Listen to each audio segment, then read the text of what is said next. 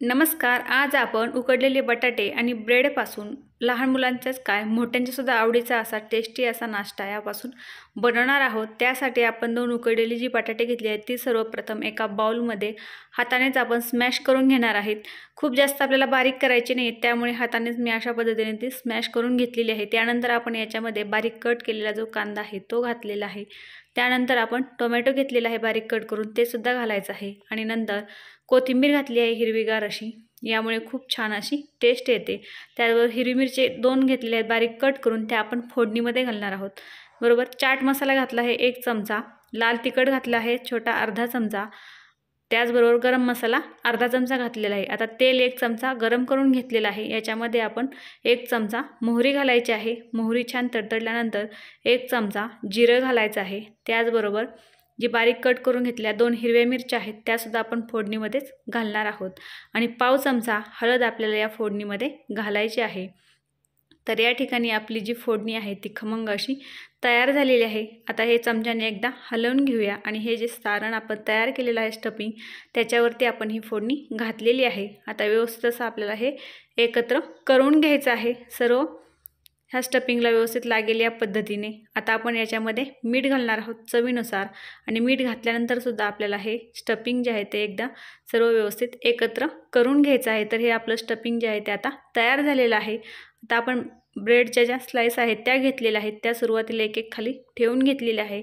आता याच्यावरती आपण टोमॅटो सॉस घेतलेला आहे, तो दोन्ही स्लाइसवरती आपल्याला व्यवस्थित असा भरपूर लावून घ्यायचा आहे। लहान मुलाला टोमॅटो सॉस खायला खूप आवडतो आणि अशा पद्धतीने जर आपण लावला तर ते आणखी आवडीने खातात। त्यानंतर आपण जे स्टफिंग तयार केलेलं आहे ते व्यवस्थित असं आपल्याला दोन्ही स्लाइसवरती पसरवून छान असं भरपूर स्टफिंग आहे ते लावून घ्यायचं आहे। दाबून असं आपण ते छान मस्त लावून घेणार आहोत। दोन्ही स्लाइसवर व्यवस्थित असं मी हे लावून घेतलेलं आहे, पाहू शकता दिसताना खूप छान दिसत आहे। दुसरी एक स्लाइस घेतलेली आहे त्याच्यावरती सुद्धा आपण टोमॅटो सॉस जो आहे तो लावून घेणार आहे।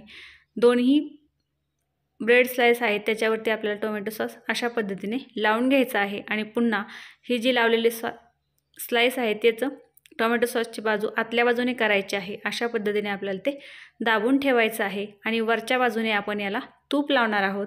भरपूर असं आपल्याला तूप लावायचं आहे, याऐवजी तुम्ही बटरचा सुद्धा वापर करू शकता, परंतु मी या ठिकाणी तूपच वापरले आहे। दोन्ही याच्यावरती आपण ते लावून घेतलेलं आहे। आता तवा एक गरम करण्यासाठी ठेवलेला होता, जी तूप लावलेली बाजू आहे ती आपल्याला खालच्या बाजूने करायची आहे।